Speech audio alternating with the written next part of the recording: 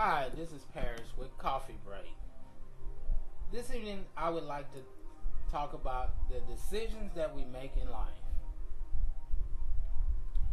Every day we are faced with decisions that would not only affect ourselves, our family, and people around us, like our co-workers.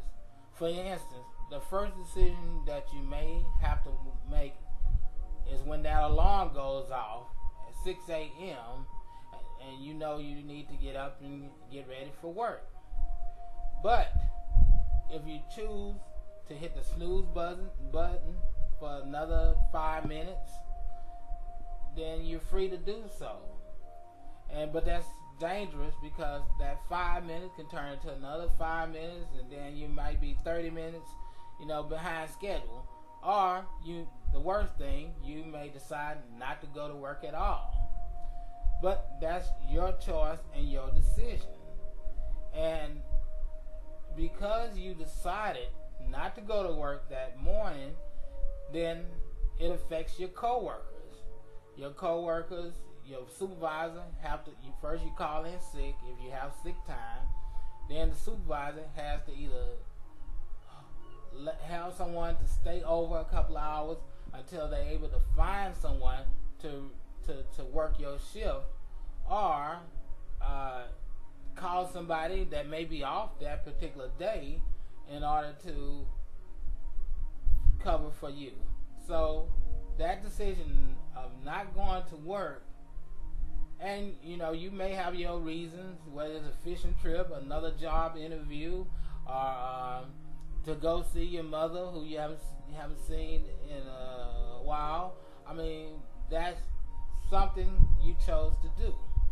But anyway, that simple decision has affected the lives of other people, your coworkers. And then it'll affect you when payday comes, because you may be, if you don't get paid sick time, you may be 8 hours short of pay. And if you're like me, hey, every day I work, goes according to, goes on the bills. So it's an important decision. But let's take a look briefly at a man in the Bible called King Solomon, who is recognized as the wisest man of all time. God selected Solomon to build the temple in Jerusalem for him. And every task up to this point that Solomon was given, God was pleased with him. And so God decided to reward Solomon. And he asked Solomon, what did he want? And Solomon just simply asked, say, Lord, all you have to do is just give me wisdom. And God was so pleased with Solomon that he decided to not only give him wisdom, but he gave him riches and honor. So, as the Bible tells us, he was very wealthy. He had all the wealth, the gold, the silver, property, cattle, horses, you name it, Solomon had.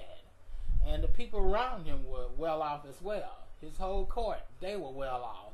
I mean, they ate well, they had the best of everything, and that was all based on a decision that Solomon had made, that he didn't look for material things.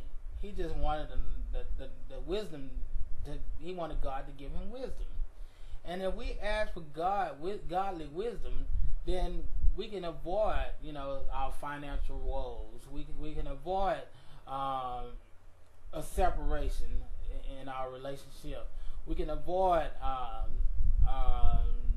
taking the wrong class or enrolling in the wrong major.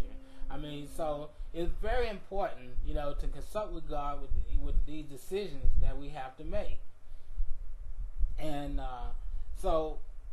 and the only way, the good thing, God gives us a choice. We have our own will, we have God's will, and we have Satan's will. And we have a choice.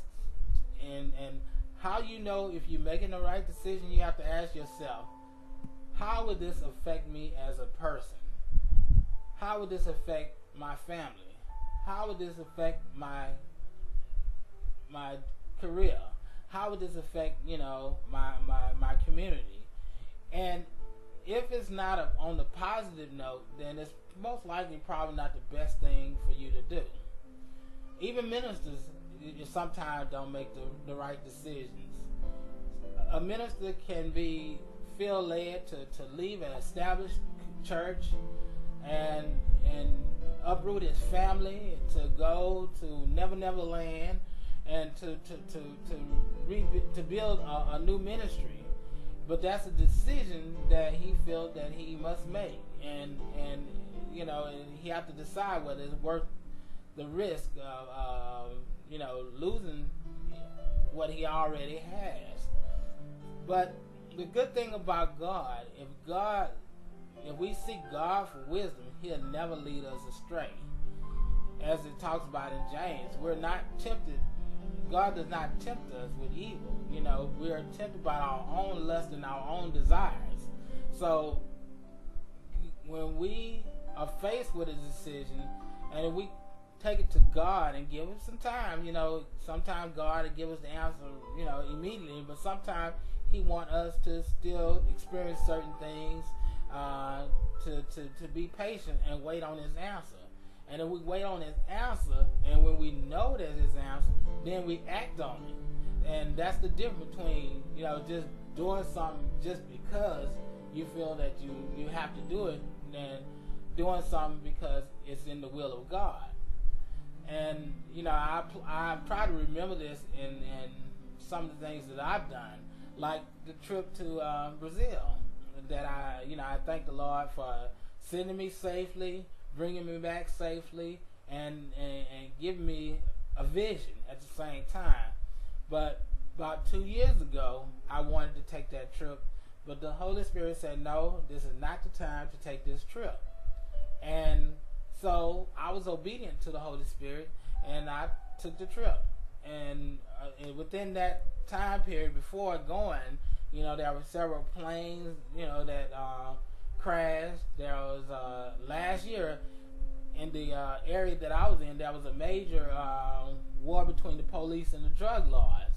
And I saw it online. The reporter, he was dodging bullets and everything.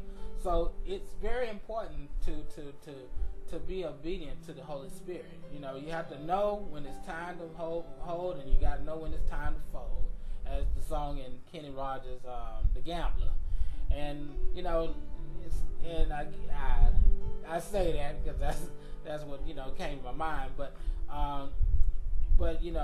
if you just stay focused and keep that line of communication with God, you'll never make the wrong decision.